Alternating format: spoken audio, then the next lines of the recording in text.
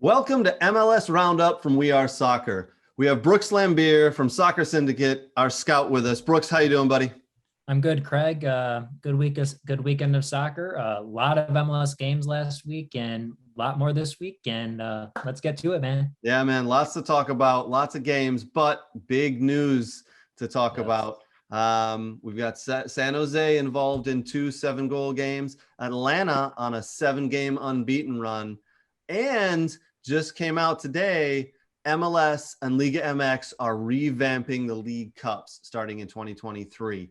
That is huge news, and it's kind of taking the MLS, the news and Twitter and everything. It's going on fire because of this news. So why don't we jump in? Why don't we talk about that first? Yeah. Let me just read something real quick so everybody understands what's going on here. Yep. So MLS and Liga MX have signed a deal to revamp the League Cups, and both leagues are going to come together.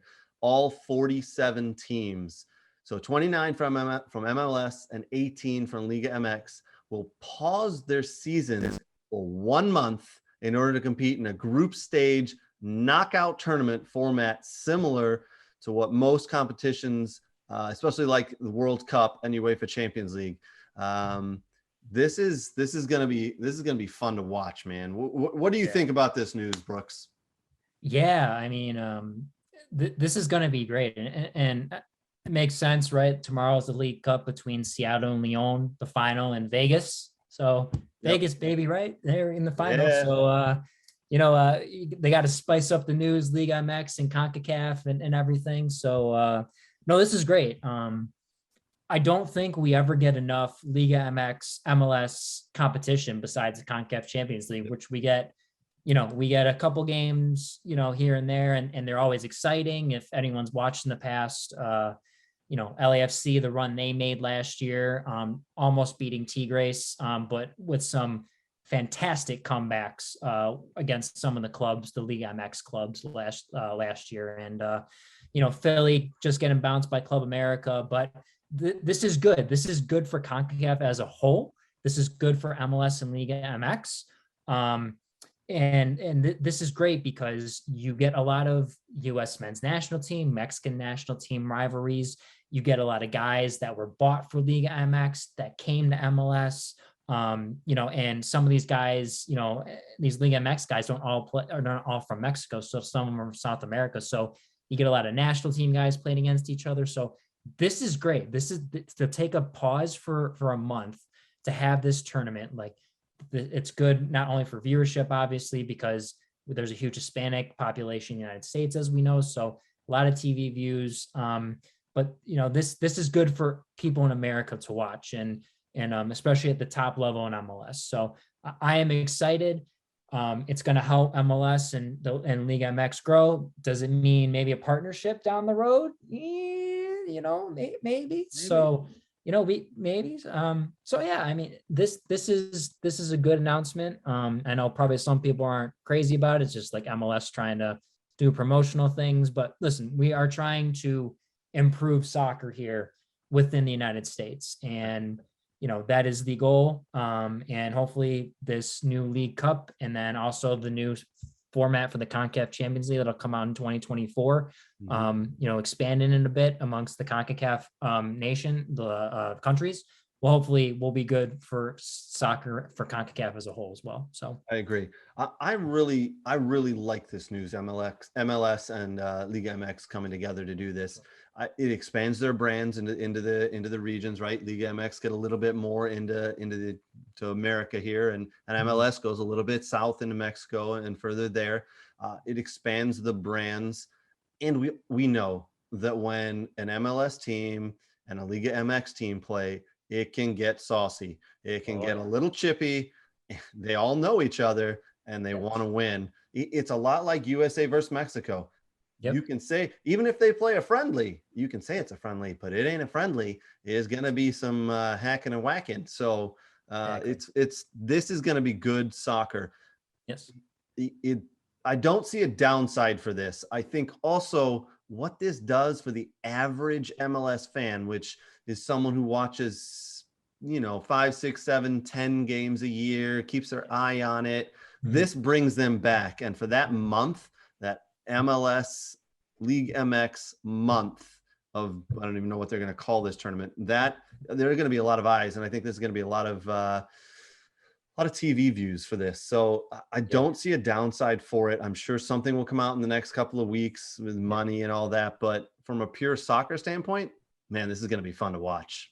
I agree. And I think this is great as well for the American viewer to see Liga MX more. I mean, you get it from time to time with Fox 2 and such, if you have those packages with your TV network and Univision and some of the other ones, but this is great for everyone across the country to see what Liga MX, is as a league, what they can do. Now, if I've watched a few, from on Univision and Fox Soccer, and it, there are some teams that play more direct, and that's their style. There are some teams that want to play.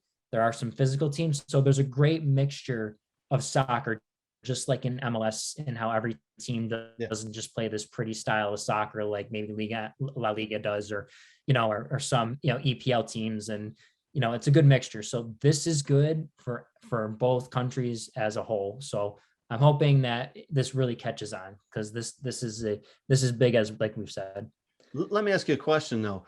So I'm going to read you a stat here. Yeah. And then I'll kind of give my thought.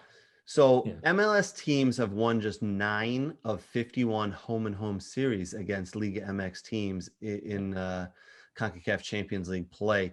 Do you think, I mean, that's a horrible stat for MLS. Do you think now that this tournament is going to start in 2023, it's going to force MLS teams to raise their game, raise their profile, and be able to compete? Because MLS doesn't want to enter into this and then all of a sudden, the last 4 teams are all Liga MX teams, and then the last 2 in the finals of Liga. They don't want that year after year. So it's going to, in my opinion, it's going to force MLS to be better. It's going to force the general managers of MLS teams to be better. What are your thoughts on that? Because as I said, MLS teams haven't had the best of run against Liga MX teams in the last couple of years. Exactly. And kind of, so a couple of thoughts. You'd think, since there's more as well MLS teams than Liga MX teams, you would think that however the format's going to be, that hope, by the numbers, by having, between, 30 and then, 19 or 29, 19 or 18 or 19, you said that, they would get a team in the quarterfinals or have one in the final. The odds would be better. But, what people understand with CONCACAF Champions League is when MLS teams step into that, it's literally right after their preseason. The guys have been working for like 2, 3, 4 weeks with some preseason games against USL Championship sides, other MLS clubs. Some go to, some MLS clubs will go away to, South America, or, maybe overseas and have a little training camp for a week, or Costa Rica to play against some local teams and clubs. And, but that's always been the disadvantage, because Liga MX is fresh. They've played competitive games. And that's been what's been the biggest killer for MLS in CONCACAF Champions League. So I think that record that you read speaks to that a lot, of just, coming out of preseason and coming after the off season, and, not having a lot of games under their belt, competitive games. I think this competition hopefully maybe might even it out a bit. And we can see, maybe Liga MX is not so much here when we see in CONCACAF Champions League. It's more, even here. But hopefully in the long run with this competition, it'll help MLS teams in CONCACAF Champions League as well. It's good to have some diversity with teams getting to the Club World Cup, not just Liga MX teams every year, but some MLS teams. And like I said, it's great for CONCACAF. It helps us with World Cup qualifying and get teams in and dispersing money around, and it grows the region. So, but no, it'll be interesting. And I think that's a fair question that you asked. Yeah, I love that point, though. You're right. I don't think a lot of people realize that when CONCACAF Champions League starts up, MLS are just kicking off. They're just getting through their preseason, so they're fresh. They haven't really done much, whereas Liga MX is hot and heavy and going in their season. So that's a great point. Yeah. I think we can both agree MLS and Liga MX teaming up for a League Cup here and pausing in the season is a good thing. So we'll look forward to that coming in about a year and a half, 2 years time. Yeah. Other big news that's come out this week: FC Dallas fired their coach, Luchi Gonzalez, and replaced him on an interim basis with Marco Ferruzzi, the club's director of soccer operations. FC Dallas has won only 6 of his 26 games this season, with 9 draws there.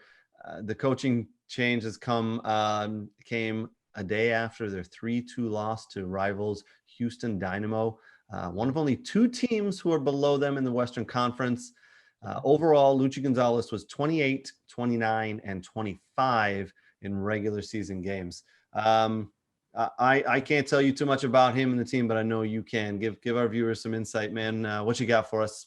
Yeah, so I think FC Dallas has been very unique with hiring of Oscar Perea then to Luigi Gonzalez, because they've come from the bottom to the top. So they've come through the academy system. Mhm. Obviously, Oscar was at Colorado Rapids before he came to then FC Dallas, but he had started from the bottom and went to the top. And same with Lucci, he had started in the academy and came up. So that's why if you'd see a lot of kids, young guys playing for the Dallas first team, because they're very, they know the coach, they're very comfortable with the head coach. And listen, Oscar's a great coach, and look what he's done in Orlando.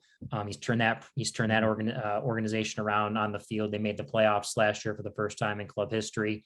They're struggling a little bit right now to find their foot. But they're still on the top. They're above the playoff line in the Eastern Conference. With Lucci, and that's been the tough part with FC Dallas, is they have such a good youth academy, and they bring in homegrowns and they sell them. Does that take a toll that you had to sell a guy like Tanner Tussman to Venezia?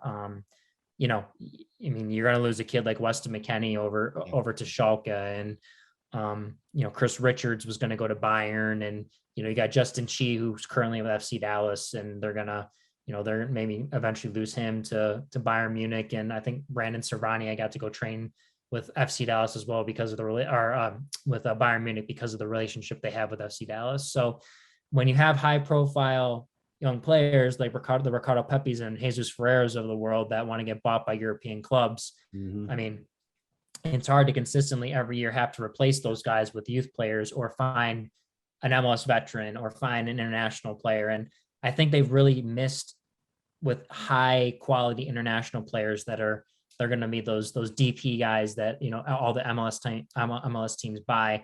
They're going to make a huge difference in scoring goals for your team or creating stuff offensively. And it's been tough. And listen, Lucci, I think, did what he could, and I don't think you can ask for anything more than that. Maybe it's a locker room thing, maybe it's a culture thing, maybe it's just they need to find a new change of direction with the coaching, and maybe the organization needs to look within and say, maybe we need to spend more money. We've got the academy stuff done, maybe we got to spend more money elsewhere in other places, pump some more money in. And that's always been the complaint with the Hunt family, is they've been a great family and they've saved MLS when it was struggling. But the problem everyone has with Dallas is, being some of the original owners in MLS, is that they just haven't done too much, pumping extra money into the organization for other things. So, but they'll find someone. They have an interim coach. They'll find someone. They'll do their due diligence, and it's an off year, but they can restructure and figure it out, because they have a good squad in North Texas SC and USL League One, their reserve side, and they have a solid academy where they can probably bring players through. So. That's one thing we do know about FC Dallas. They got a solid academy, and they keep pumping up players, right? Pumping out players. So I'm sure they'll find someone who can work with those players and get them back on good standing. Yeah. Some other news we want to chat about this week. Talk to us about San Jose, involved in 2 7-goal games, man. That's a lot of goals for a team. Games, man. Yeah. I think let's kind of start with the San Jose RSL game last week. Joe Feast scoring a hat trick. I sent you that video. Man, I tell you what, those goals were, damn, that guy's a little tank. Yeah. Oh man, he and then the first goal is beautiful. He just did the defender dirty the second goal by breaking his ankles and switching direction and slotting that ball in to the far side. And then just the the Olympico off the corner and just catching David Ochoa. And what a year David Ochoa's had, with a few mistakes in the Olympic qualifying, and just kind of, switching to the Mexican national team. And, I'm sure people are like, yeah, so, the U.S. men's national team fans, but, or some may be happy because he's, not doing so well after the switch. But no, but David Ochoa is a solid keeper, and hopefully he can find his way. But our boy, Michigan boy, Justin Meram, scoring to tie that game up at 3-3. And then, Rubio Robin gets a little ball, he slipped through and finishes near post. And, quite a game between RSL and San Jose. Two teams kind of, San Jose is just below the playoff line. RSL is just above. So they're fighting for playoff spots there. And, Matias Almeida and San Jose, them going through their GM, trying to find a GM after firing Jesse Fiorinelli. They're, they want to make the playoffs, and hopefully they can find a GM and then, figure it out in the next year. So, but that game, and then, San Jose coming back 3-1 against Austin FC in the second half, and getting goals from everywhere but Chofis again, scoring a PK. Brad Stuver almost just saved his PK, and then, hitting one from deep, collecting his rebound and slotting the ball near side. And I was watching that game and I was like 3-1. I turned it off and I was like, I shouldn't have done that, because San Jose, Yeah, you anything never can know. happen. No, they're on a little bit of run, that they're scoring goals, they're letting goals in. So it's, no matter when you tune in, it's going to be fun. You got to watch to the end, because you never know what could happen, right? Yeah. All right, now let's switch sides over to the Eastern Conference, and let's talk about Atlanta. They are, you were telling me that since August 4th, they're 7-1-1. They've been on a 7-game unbeaten run. They've kind of turned their season around here, and just are making just kind of moving up the chart with these wins, all coming after they fired Gabriel Heinze, right? Yeah, and they've only lost. Yeah, like I said, they've only lost once with Pineda coming in from Seattle, and bringing another assistant coach with him from Seattle as well. So this is good. They brought in. I know they brought another foreigner who's changed the game a little bit for him in the midfield. Joseph Martinez looks to be scoring goals, and finally, Ezequiel Barco, the young Argentine national team, youth national team kid they brought in, is finally, looking like he's living up to what they paid for him, which they paid a lot of money for him, and he just hasn't produced over, with the early years with Tata Martino, and then, with oh God, the Dutch coach they had, who they got rid of, who just got fired from the Dutch national team because he didn't make it through UEFA. Yes. Mm-hmm. And then Heinze getting canned. So it's good to see Barco doing well.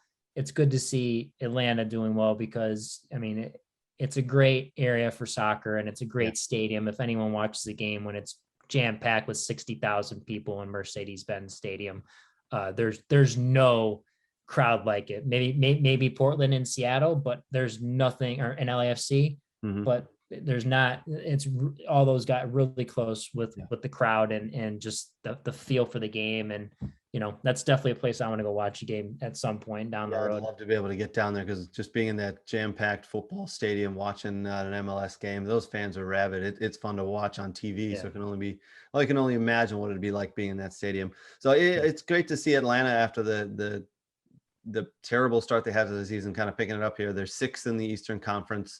Looks like they keep going on this place. They'll move on up another spot or two, and they'll be in the playoffs, making a run at it. They've got some solid players in that team. So great senior leadership. Obviously, Brad Guzan in the back, leading the back line there as the goalie. So they've got some leadership. I think they can make a run. It's good to see them putting it all together.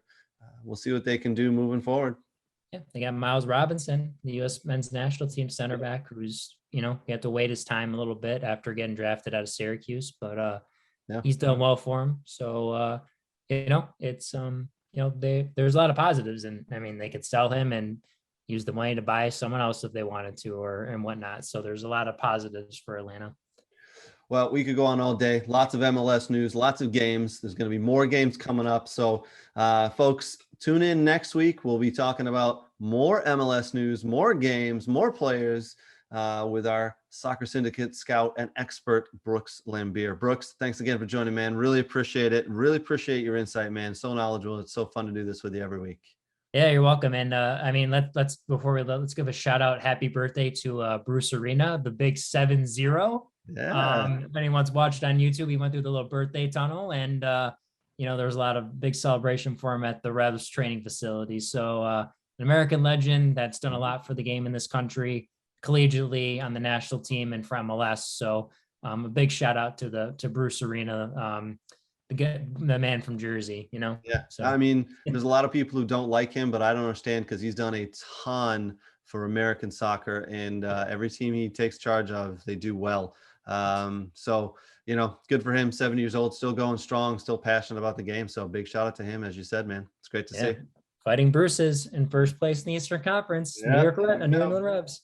All right, my friend. We'll see you next week. Thanks everybody for joining. Cheers. Thank you. Cheers.